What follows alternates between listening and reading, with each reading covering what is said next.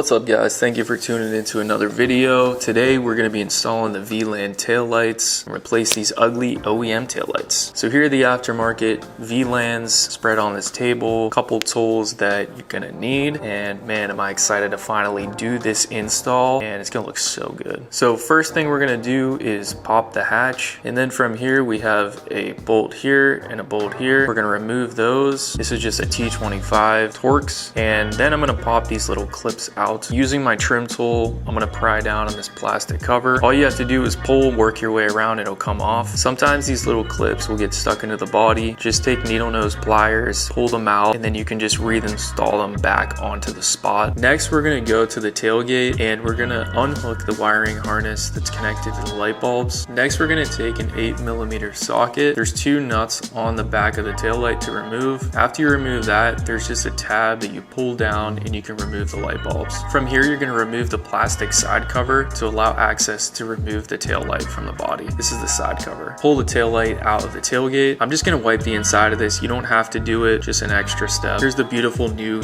VLAND tail light. Going to remove the plastic cover, and then we're going to fish down the relay and all the connectors through the hole, and these bolt holes are going to line right up to the factory holes. Now we're going to take the plastic cover the VLAND provides in their kit, and we're going to push this on to the side of the tail light. You might have to move the tail light back and forth to get this to fit up nice and flush. Next, we have a couple nuts that we're just gonna screw back into the tail light, and these are the same ones that we took off. After that, we're gonna install the connector from the body wiring harness to the new VLAND tail light. We're gonna remove this bolt on the trim. I don't have any of these trim panels. I never had them when I bought the car, so I can't really help you take those off. I'm pretty sure you just pull them. Next, we have a little connector in the back of the OEM tail light in the body of the car, and a little screw with a spring that we're just gonna twist off. You might need two hands to do this. They're pretty tight. From here, you're just gonna get your fingers in the little corners and just pull it. Try not to scratch the body of your car, but it is just gonna come straight out. There's just a couple guide clips that the light sits into. Next, we're gonna take off the connector on the back of the VLAND taillight. This is gonna help us get it on because the relay will not fit through the hole in the body of the car. Make sure you go into the guide clips in the body and the bumper with the taillight nice and easy. Line it up, and then we're gonna screw this connector back on. You might have to add a little pressure to the taillight to get this to line up. From here, we're going to connect the harness from VLAND that we took off, and this is going to be the part that has the relay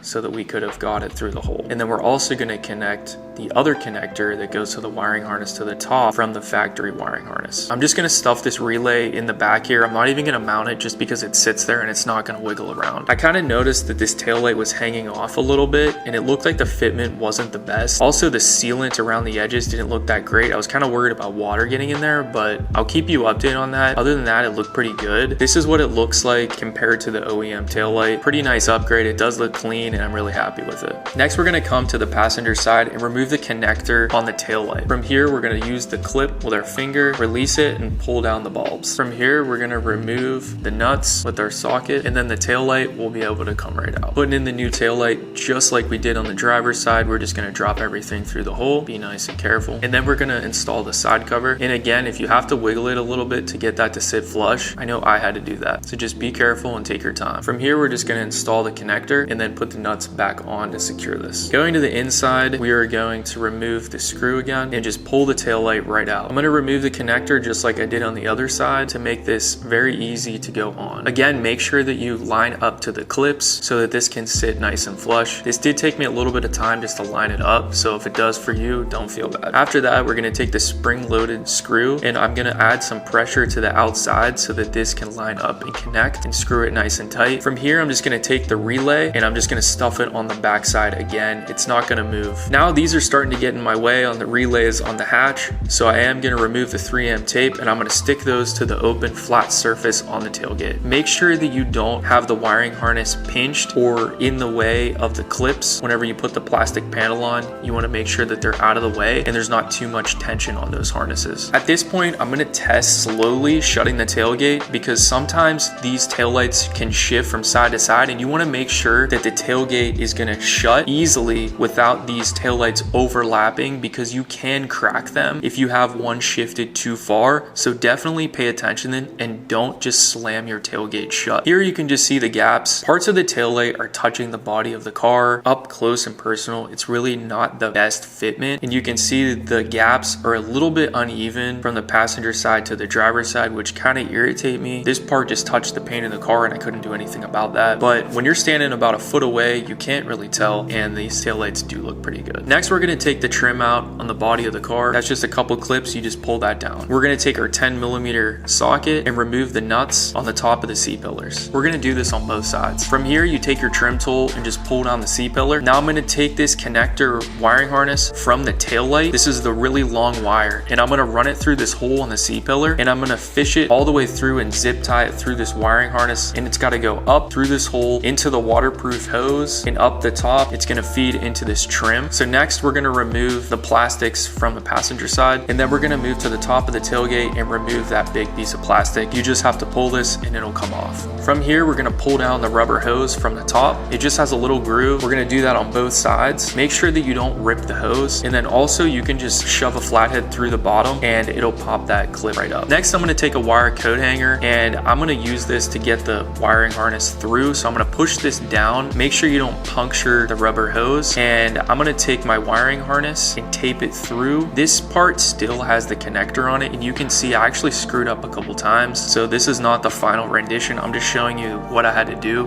Then I started using this clear tape, and I still had the connector back on, but I noticed that it was too thick and it wasn't going to make it through the hose. So what I ended up finally doing was just saying, screw it, I'm just going to cut the wires so that I could get it nice and skinny, get it back in, and I'm just going to have to connect these wires later on. So this is what it looks like after I taped it with the wires cut, and from this point it actually worked. So it had it skinny enough where it could travel through this rubber hose, and I recommend doing this rather than just trying to get it through with the connector on. You can, but it is very hard to get it through with that connector on. So if you want to save yourself some time and effort, it's a lot easier to just cut this, pull it through, and then just use a connector afterwards. So I'm going to repeat the process for both sides, pulling the wire up. After you have the wires up and through the rubber hose, now I'm going to connect them, and we're going to connect the passenger side as well. This is a really good point in time to test everything to make sure that it works, and that's exactly what I'm doing. Before I have to remove any more trim panels or take anything else off, put everything back on, I wanted to make sure everything works properly. Turn signals, brake lights, before you go any further, and I highly recommend this as well. From here, you're just going to take your zip ties and get these wires secured properly, and you can kind of see the route that I ran, but I just did a couple zip ties. Actually, I ended up using probably about 20-25 zip ties. You're going to run them all the way through. Get everything just nice and tight, because you are going to have to put your plastic panels back on, and you don't want anything to be in the way. Make sure that you're not blocking any of the holes for the clips to pop back in place. So after that, you're going to install this C-pillar first, and then this bottom piece, and then this side piece if you did have to remove that as well. Then we're going to put that screw on, and then we're going to put that screw back on, and that side is going to be all done. Again, I don't have any of these clips on here. My car never came with them. So we're going to do the C-pillar first, and then this plastic panel. Everything looks pretty good. We're almost getting to the end, guys. So next, we're just going to put this plastic panel back on the top of the headliner. It just clicks back on, and then make sure you put the rubber hose like over the lip. Next, I put this plastic trim back on here. I didn't really film it because it took some finesse and time, but just take your time and make sure you don't break anything or bend anything, but you want the wires to be behind this so it's sealed. And now I got the back cover back on as well. There's 2 more screws that you have to put in here. Don't forget to have those on there as well. And again, this took a little bit of finesse too, but just trust yourself. You're going to be able to get it. You have to just pound it a little bit. But here we go, guys. We finally got the thing all done. I think this looks absolutely amazing. Comment down below what you guys think, and if you guys want to do this as well. I'm going to put a link in the description if you guys want to order these same taillights. All right, guys, that's it for today's video. If that helps you in any kind of way, hit the subscribe button, hit the like button, and we'll see you guys in the next video.